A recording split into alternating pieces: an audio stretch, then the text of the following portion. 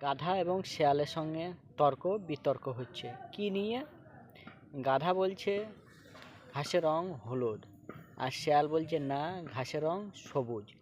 এই নিয়ে কিছুক্ষণ তর্ক বিতর্ক হওয়ার পরে এইটা নিয়ে বলছে ঠিক আছে তাহলে চলো বনের রাজা সিংহর কাছে চলো। গাধা বলল ঠিক আছে চলো। যাওয়ার পরে সমস্ত ঘটনাটা খুলে বলল। বলার পরে সিংহ বলল শেয়ালকে বেঁধে বেদম লাটাইতে লেগে যাও। আর গাধাকে বলল তুমি খুব ঠিকই বলেছো, যাও তুমি তোমার বাসায় চলে যাও। এই খবর শুনে গাধা শেয়াল বলছে যে রাজামশাই আপনি এটা ভুল করলেন না। জন ও ভুল মিছি কথা ও ভুল বললো, তারপরে ওকে ছেড়ে দিলে আর আমি ঠিক বলার পরেও আমাকে মারধর করতে লাগলেন।